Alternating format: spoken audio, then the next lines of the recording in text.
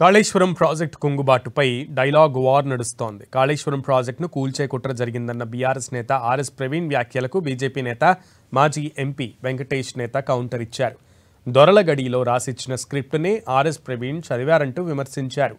పేలుళ్ల శబ్దం వచ్చిన సమయంలో బీఆర్ఎస్ అధికారంలో ఉందని, అప్పుడు విచారణకు ఎందుకు ఆదేశించలేదని ప్రశ్నించారు. మరోవైపు చేసిన తప్పులను కప్పిపుచ్చుకునేందుకు బీఆర్ఎస్ ప్రయత్నిస్తోందని ప్రొఫెసర్ కోదండరాం ఆరోపించారు. 4 నెలల్లోనే రికార్డు స్థాయిలో కంప్లీట్ చేసిన ఈ కాళేశ్వరం ప్రాజెక్టులో ఒక్కటే ఒక పిల్లర్ నెంబర్ 20కి కింది నుంచి పైదాకా క్రాక్ వచ్చిందంటే డెఫినెట్గా ఇది పేల్చే కుట్ర ఎవరో చేసిండ్రు. కేసీఆర్ ప్రభుత్వాన్ని బదనాం చేయడం కోసం తెలంగాణ ప్రజల వరప్రసాదిని జీవధార అయినటువంటి గోదావరి నది మీద కట్టిన ప్రతిష్టాత్మకమైన ప్రాజెక్టు, 1 కోటి ఎకరాలకు నీరిచ్చే ప్రాజెక్టు, హైదరాబాద్ నగరానికి మంచినీరిచ్చే ప్రాజెక్టు, భూగర్భ జలాలను పెంచే ప్రాజెక్టు, దేశంలోనే తెలంగాణ నెంబర్ 1గా చేసే ప్రాజెక్టు ఈ చూసి కళ్ళు కుట్టినాయి ప్రతిపక్ష పార్టీలకు, ఆనాటి ప్రతిపక్ష పార్టీలకు. దీని వెనక రేవంత్ రెడ్డి, కిషన్ రెడ్డి, బండి సంజయ్లు ఉన్నారా లేదా అనేది పోలీసు వాళ్ళు ఒక సిట్టేసి చేయాలి. వాళ్ళ కాల్ డీటెయిల్స్ చూడాలి. ఈ కంట్రోల్డ్ ఎక్స్ప్లోజన్ జరిగిందా లేదా అన్న థియరీ మీద చూడాలి. మాకు బలంగా అనుమానం ఉన్నది, దీని వెనక కాంగ్రెస్ బీజేపీలు ఉన్నాయి.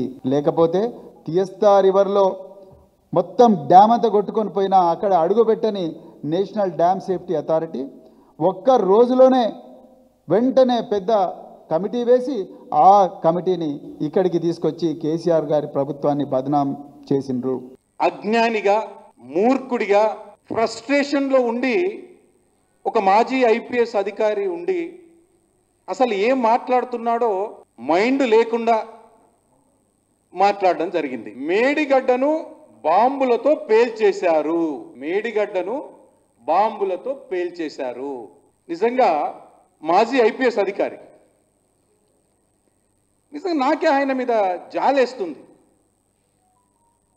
మరి అనుకున్నది జరగకపోవడం వల్ల ఫ్రస్ట్రేషన్లోకి వెళ్ళిపోయినాడా, లేదంటే దొరల గడీలలో వాళ్ళు రాసిచ్చినటువంటి స్క్రిప్ట్ని ఒక 5వ తరగతి పిల్లాడిలా ఉన్నది ఉన్నట్టు చదివినాడా, నాకు అర్థం కావడం లేదు. 10 సంవత్సరాలు బీఆర్ఎస్ గవర్నమెంట్ ఉంది. ఇది కృంగిపోయిన సమయంలో కూడా ఉన్నటువంటి గవర్నమెంట్ బీఆర్ఎస్ గవర్నమెంట్. మరి అప్పుడు ఎందుకో కృంగిపోయిన తర్వాత నిజంగానే నీ బీఆర్ఎస్ నాయకులు నీతివంతులైనటువంటి నాయకులైతే, నీ బీఆర్ఎస్ నాయకులు కమిటెడ్ నాయకులైతే మరి మీ గవర్నమెంట్ ఉంది కదా, మరి సిబిఐ ఎంక్వైరీకి అప్పుడు ఎందుకు రాయలేదు? 1,00,000 కోట్లు ఖర్చు పెడితే 1,00,000 ఎకరాలకు కూడా నీళ్లు రాకపోతే అది వృధా కాకపోతే ఉంది.